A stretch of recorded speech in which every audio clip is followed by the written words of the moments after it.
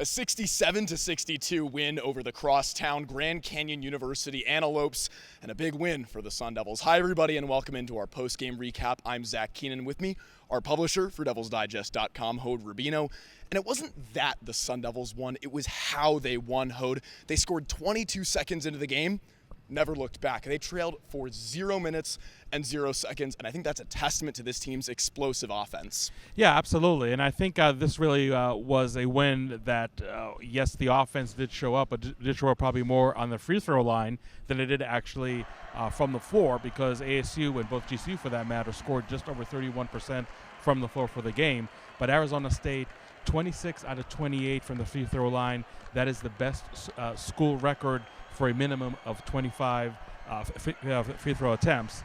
In the last 5 minutes and 32 seconds, ASU made 10 straight from the free throws. So, again, as much as they struggled from the field, the line was very kind to them.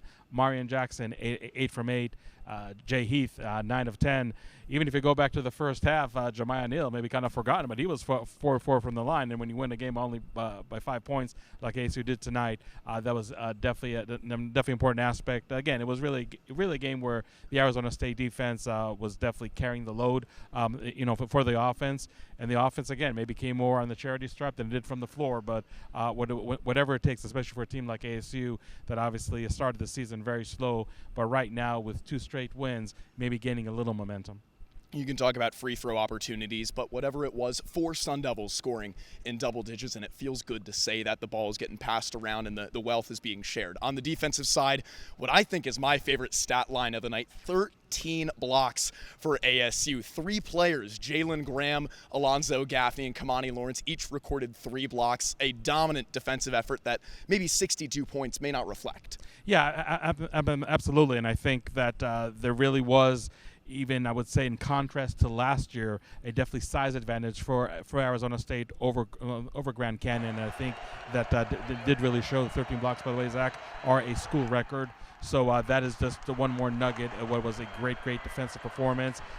I think at one point, Kamani Lawrence had 10 rebounds. I think ended with 14, and actually did have 10 out of the 10 rebounds, had 6 defensive and 4 offensive. So it wasn't just cleaning up on the defensive side, but really on the offensive side. I thought that Kamani Lawrence and really the rest of his teammates did a great job. 25 fast break points. I think the definitely the double digits as far as second chance points. I think at times, Zach, they really were maybe just a little too, I would say, aggressive or impatient, because they would do a great job grabbing the offensive rebound and wanting just immediate gratification after that. And that's something that didn't work out for them that well in the first half. But I think in the second half, they're really more patient. They were kicking the ball out. Again, it wasn't obviously a great shooting night for them, but I think that just being able to reset the offense, but being more patient. And sure, a lot of the fouls that GCU committed towards the end of the game was really just to try to put ASU on the line, and hopefully they missed a free throw too, and GCU was able to cut into the ASU lead that much more. But like I said, ASU, who definitely had its struggles even in this short season from the line in previous games, did just a great job from the charity stripe. Maybe that's something that GCU had in their scouting report, thinking that, okay, if we put ASU on the line, oftentimes then maybe they're going to falter there, and we would be able to cut into a lead, let alone win if we needed to. So I don't know if that was a strategy going into the game, but if it was, it's definitely nothing that did work out from the guys from West Phoenix. After a really slow start for this ASU team, they're picking it up now. A 2-game win streak that started in an overtime win against Oregon on Sunday and now extends to 2 here after this GCU win. One thing I noticed, Hode, were the rebounding. So the GCU out-rebounded the Sun Devils 51-46, which isn't a massive issue, especially after this ASU team with how they rebounded last year. But the offensive rebounds, GCU had a huge advantage. Is that one of the things that this team needs to work on before Creighton? Yeah, I would definitely say that the rebounding is still an issue. I think it was less of an issue maybe in the win against Oregon, but today, yes, it definitely was an issue. Now, again, you look at 31% shooting, it only stands to reason that your opponent is going to get a lot of rebounds. But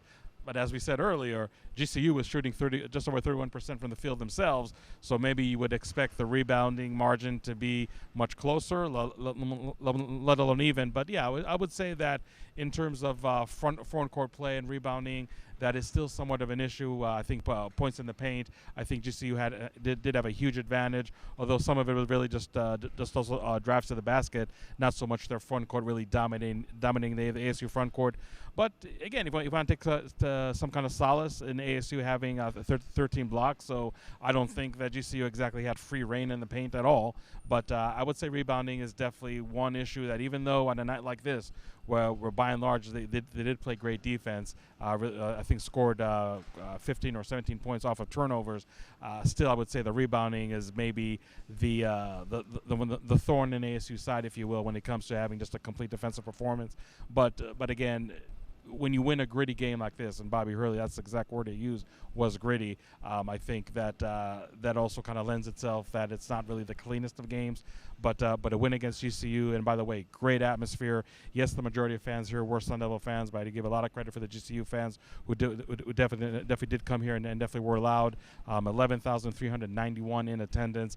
That is a crowd that we rarely see in non-conference games unless it's Kansas coming in here, and we see in Pac-12 games only when Arizona, maybe the LA schools coming to town. So I think it was an interesting comment by DJ Horn after the game, saying they almost treated this like an away game. I don't think it was a hostile environment, but definitely was an environment that was 100% ASU. So I think that's something maybe played a factor in ASU having more of a gritty win than a dominating win. But as we know, Zach, there's no such thing as an ugly win. And for a team that was just last week, still in the midst of a 5-game losing streak, they'll take a win any way they can. Overtime in Oregon by 2 points, tonight against GCU and 5 points. But it was a game, like you said, that did lead from ticker to ticker.